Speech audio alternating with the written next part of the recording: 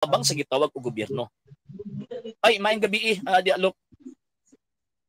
Yeah, maayong gabi. Ay maayong gabi, sabing gabi. Kumusta? Okay ra, good ra nag-1 mi nagsitaw gani nag-fellowship mi. Maayo. Mga young people batanon, no? Maayo. May ato ang kuan unsa may akong maalagad na pod. December gyapon ay mga pangutana bahin sa mga gikalibugan, mga doktrina pagtulunan. Maningkamot na po tubag lok ha, maningkamot ko. Totally man god, naga-follow up ay nagatanaw ko sa imong mga videos about lagi ang debate sa CFT. I don't know anong debate sa CFT versus CFT. Actually, dili ko member sa CFD Loop, na ako sa lay Catholic apologist. Pero pareha mi Katoliko, maragod na kani atugod gihapon nga tawag ining sa Council of Jerusalem, puro man to mga Katoliko nagdebate didto. Wag ito lang sikta didto. So, ang hinungdan ay karon, akong katingatan kay dili gid mo wala gid mo uban ni Father Darwin karon. Dili sa simbahang Katoliko uban mi ay. Stand lang bilang isang liberal and tawag ining traditionalist. Okay, they are liberals. Kami traditionalist. Kaya simbahang Katolika man gud is simbahan man gud siya nga naghupot og tradisyon. Kung unsa tong gitudlo sa tradisyon mo tong mong gisunod. Sige kaya. Although naman may out naman mi sa isyu na kay di man mi mao man. Kaya nakoy gi-check sa imuhang page. Naman to'y baptist dito. Nakoy kuan dito. Balo naman ka nga baptist gyud ko. Ang gisgutan niya dito is about sa relihiyon ug ang kaluwasan. Ang amo yung gitudlo gid sa amoa is wala relihiyon nga makaluwas.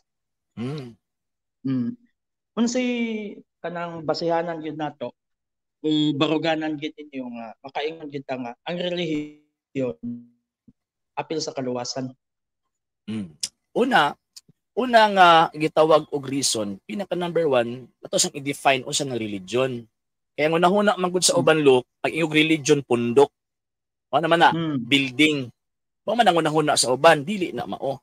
Ang religion is a system of faith and worship. Sistema sa pagtuo o pagsimba. Ang pagtuo o pagsimba kinahanglan as kaluwasan. Nya kaduha, based sa tawag anang ecclesiology or tawag anang pagpresent sa kasaysayan sa simbahan na gitukod ni Kristo, ang religion mao ni ang kalag sa simbahan na gitukod ni Kristo. Kay useless ang pagtukod ni Kristo sa iyang simbahan kung wala ni kalag sistema sa pagtuo o pagsimba. Mabitaw ko nato ang basahon ang Efeso Kapitulo 4, versikulo 4, kay kita may usa ka pagtuo, usa ka Ginoo, usa ka bunyag, o usa ka gitawag og bautismo. Usa ka paglaom nga diin gitawag kita. So buti pasabot, kining maong gitawag og simbahan nga gitukod ni Kristo, mura ba siya og tawag ining lawas og kalag. Dili magbuwag ang simbahan og kining gitawag og relihiyon. So karon, ang simbahan og relihiyon dili magyud na sa tawag ining magbulag, mauna nga diha sa gitawag og simbahan madayag. Kung sa kuan pa ba kay ang faith and worship manggod kuan manggod siya kanang tawag ining sa tawag ini kung sa kuan ba invisible ba. Dili masagap sa ato ang naked eye. Kung dili ang gitawag og faith and worship kung sa kuan pa ba syempre pagtuo sa mga butang nga dili makita according to Saint Paul. So karon madayag na siya pinaagi sa gitawag og simbahan. Mauna majority sa mga tao sa tibuok kalibutan pagmingo kasi may religion Romano Katoliko ngano man kay nga ko ang sistema og pagtuo, pagsimba og pagtuo gikan ni sa gitawag og mga apostol. So karon question, kinahanglan ba sa kaluwasan ang pagtuo og pagsimba? Yes. 100%.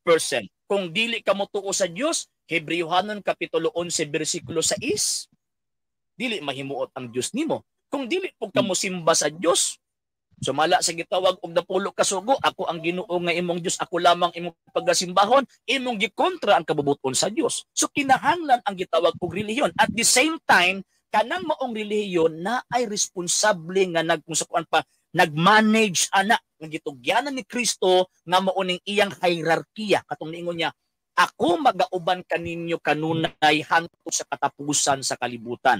So buti pasabot kadtong iyahang giubanan mauto ang magtudlo sa tinuod nga relihiyon. Mo na ningon San Pablo, walay makalimod unsa kadako ang tinago sa atong relihiyon. Buot ipasabot nga ang ilang pagtuo kinahanglan na ang relihiyon. Kung di ka mo pasakop ang relihiyon na di jud kang may sakop ang Kristo. So mo lang amo ang teolohiya look. Okay. Maumangod niyan tudlo sa mong pastor. Ingon na mong pastor nga walay relihiyon makaluwas. Okay, ang gustong makaluwas si Ginoong Hesukristo nga idumanan sa imong pagtuo o pagsalig nga natay ang gihimo kani kanato. So kami isip nga gitudloan ana sa mong pastor, mosubmitar mi ug motuo mi kay mao man pud ang gitudlo sa amoa nga wagay relihiyon nga makaluwas niya. Sa reason po, ang gitudlo po sa mua, miingon po na mong pastor nga sa inong daw walay relihiyon makaluwas, number one, walay laing ngalan nga ihatag diri sa langit, gikan sa langit, din sa kalibutan, nga aron kita magluwas. So, ang mauna nga mo ang doktrina o pagtulunan nga gitudlo sa mua. Pag-abot sa inyo ha, included ang relihiyon sa kaluwasan. So nga ko ang tubag analog simple lang pod. Kung mingon mo sila nga walay relihiyon nga makaluwas, kaya nga makaluwas pagtuo, di sila mosugot og saging, gusto nila banana. Anak man look, di ba gidefine ako ganina ang kuan, gidefine nako unsa ang religion.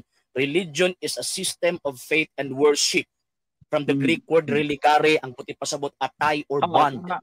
Relationship between God and man. So, buti pasabot, atay or bond, relationship between God and man, di ba na makaluwas? Tama man na, wala may supak nga ang ngalan ni Kristo mao ang gipaanhi dinhi. At para ato ang tawag anang tuuhan og mosunod ta. So kung wala ti relihiyon, wala ti relasyon dito niya, ya unsa may ito maluwas ta ita. Pero naay gitawag og tama nga relihiyon or sa laing termino nato, tama nga gitawag og relasyon. Tama nga relasyon kay naa may dili tama nga relasyon.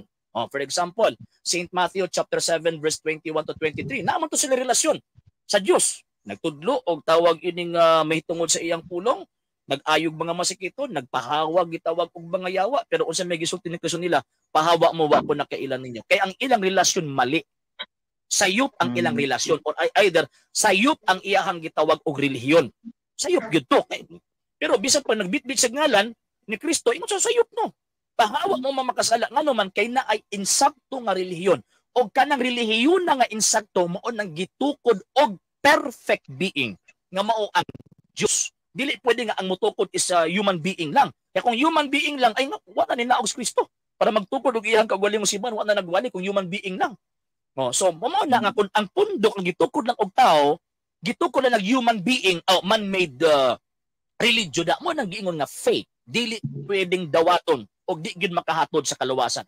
Og tama po tong giingon Luke nga wala relihiyon nga makaluwas kung kanang relihiyon na gitukod og tao.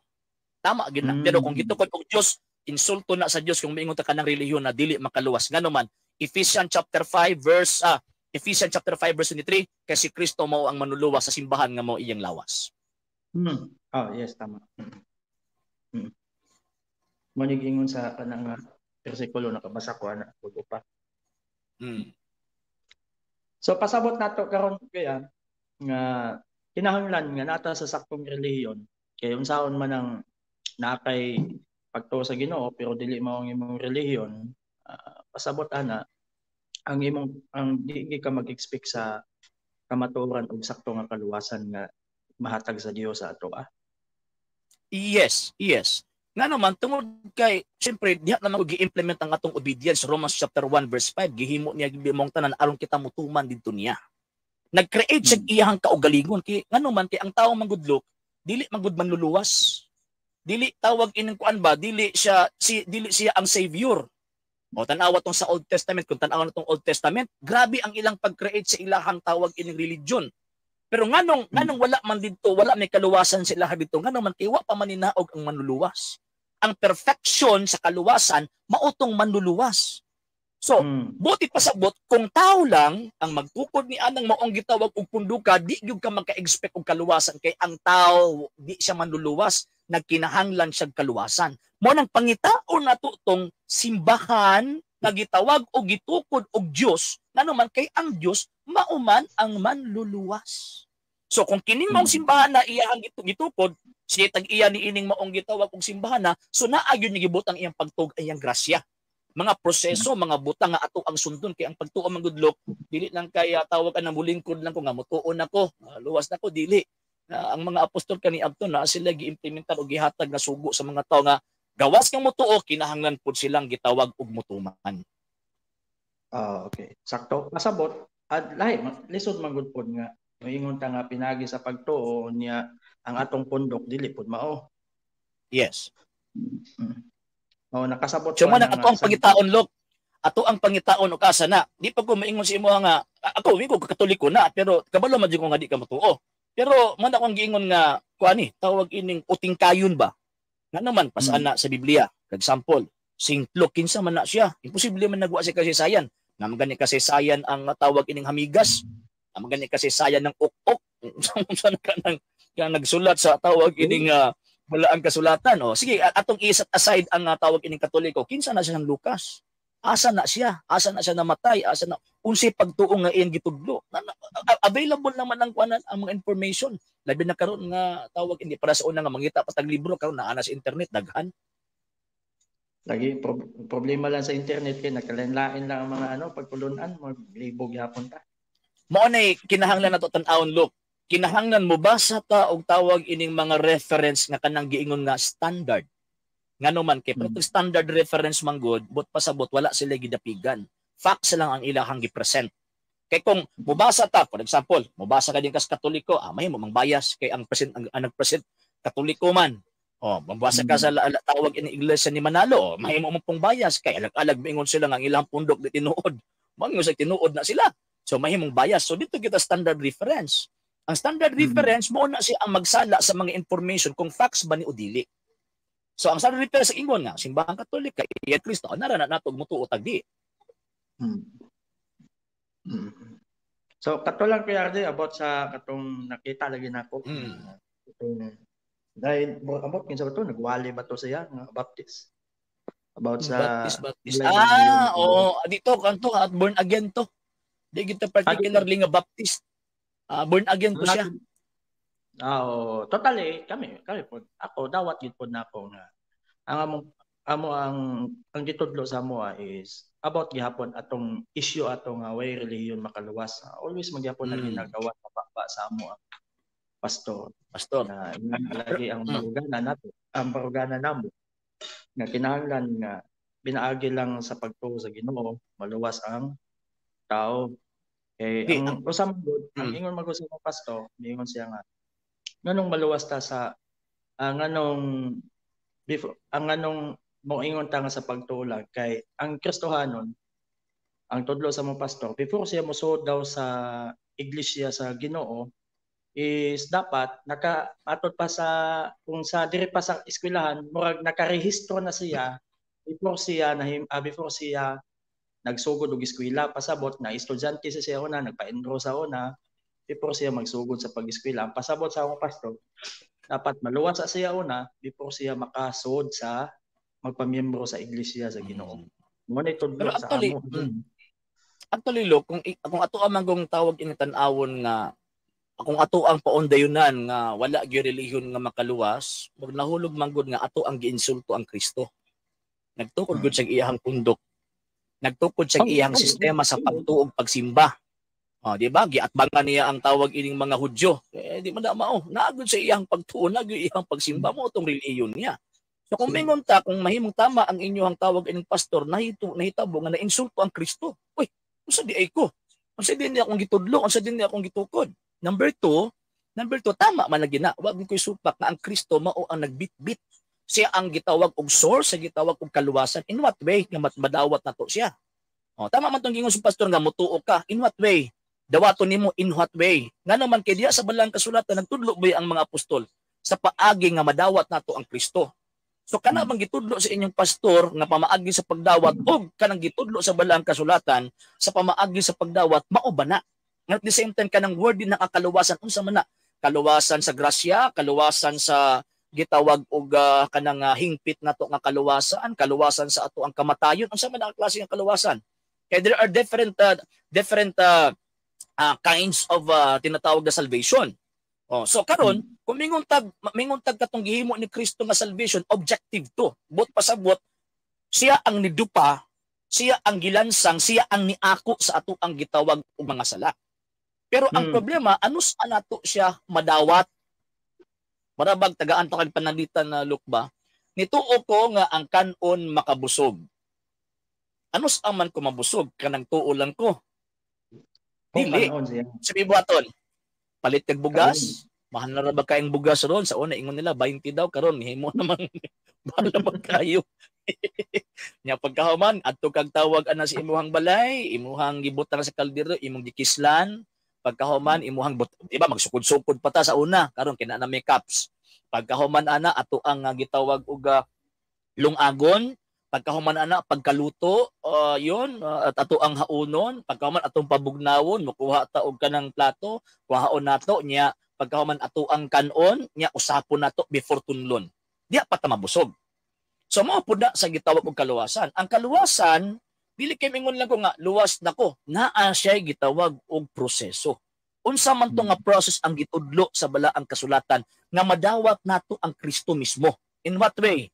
Galatia chapter 3 verse 27 by way of baptism. Pagkahuman St. Matthew chapter 26 verse 26 by way of the holy sacrament of the Eucharist. Number 3, madawat si Kristo katong giingon ni Kristo nga si bisan kinsang sala nga inyong pasayloon kini na pasaylo, si bisan kinsang sala nga dili ninyo pasayloon dili usab kini mapasaylo. Madawat ato ang Kristo katong giingon ni Kristo nga San Mateo 19:6, why si bisan kinsang makabulag sa tao nga gihiusan na sa Dios. Madawat nato ang Kristo sa pamaagi nga diin kadtong gitawag og Kristo naghatag sa katungod sa pag-ordina sa gitawag og iyang mga kapatiran kanang giingon ni San Juan gipadayag kapitulo 1 bersikulo 6 nga nagitukod kita sa gingharian sa mga pari. So buti pasabot kana ang mga butang mao nay proseso nga madawat mahiusa ta kang Kristo. So ambot lang og wala ako kabalo og unsa gitudlo sa inyo, pero ang balang kasulatan tin-on ang resulti ana mao ginay kuan mao ginay gitudlo. So kana look. Kato kaya sige. At least makabalo pug ko sa unsay baruganan sa Katoliko sa kanang perfection sa kaluwasan. Totally mao man ginang gitudlo, mao po na inyong gitudlo. At least kita pag mo research ta, maibawa nato o matimbang-timbang nato. Correct. And sa ato apong gitawag og pag-research na pod tay ginaingon ba nga mura og counter information nga tawag ining himuon. Kay ang mahitabo man gud dinha labi nag sa Katoliko, ang simbang Katolika man gud kay man dili lang kay ingon nga claim na ang magitawag ining mga ebidensya ang kining simbahan na iyan ni Kristo. Normal gid nga ang demonyo magsamok-samok sa ato ang pangunahon na bang adi nang tinuod ni kay nagkama makasasala diha gitudlo simbahan wala gibadlong simbahan. Ang tan-awon, ang yawa magud ang kinaiya magud sa yawa look. Ang tan-awon ng imong weaknesses. Wala nga di ko matingala ang ubang mga pundok nga bisingon kanang Katoliko daghang palaubog daghang tawag anang kuan kinaiya si yawa na. Kinaiya si yawa na. Masis ko tao kuan tao. Although para sa mo anay mga Baptist na agya po yung mga dili mayong tao sa suod sa pundok. Tagang magyap na ako tagang magyapon ko yung mga higalang Katoliko nga suod na ako. Mga amigo ko diha gyapon mga mayong batasan ana. Kay kung relihiyon lang akong baruganan Ginoo ra magi makabag-o og iyang pagtulunan. Now. And sa karon pod makit-an gid pod nato siya man nagingon ako ba katong gingon ni Kristo ba mo na ato ang pamanandungan ba karon nga tawag ini kagabion kanang ingon si Kristo ba nga ako magauban kaninyo kanunay hangtod sa katapusan sa kalibutan. Asa na kinsa na iyang giubanan kanang muraog kanang journey sa ato ang pagtuon ba kinsa na ang iyang giubanan katong sa diyang niingon siya nga ako magauban kaninyo kanunay hangtod sa katapusan. From the 1st century AD until now, asa na? Kaya para at least makaingon ta nga mo ni bisan pag na mga badlongon diri wa nagpasabot nga tawag ining lain pa badlong mura ba og katukas ang ni sulod sa quadrilok ba nga ingon siya nga anong wala gibadlong sa tawag ng mga Katoliko lagi bi ano ba ano man lagi nagibadlong ng mga tawag ng makasala so ang hinungdan sila pagkasala ang ila pa Katoliko so mo to niingon ko nga si Kristo sa dihang naay Judas isa sa iyang mga apostoles pasanginlan po din nimo si Kristo kay na si Judas sa dihang ang demonyo nagdemonyo pasanginlan po din nimo ang Dios tungod kay naay gitawag og demonyo dili pwede mo po na simbahan Katolika kasi na mga badlongon dili pwede nga ang simbahan Katolik kay imuhang gitawag og pasanginlan. Hinunua kana daghang badlongon dinhi kay naamo dinhi ang grasya. Kung asa gani ang grasya napo ditong makasasala ng tapo. So kana lang Luke. So kato lang kuya, daghang salamat sa Sige. Salamat kayo sa pagsulod ha. Salamat kayo sa pagsulod niya. Welcome ka always. Pag musulod ka,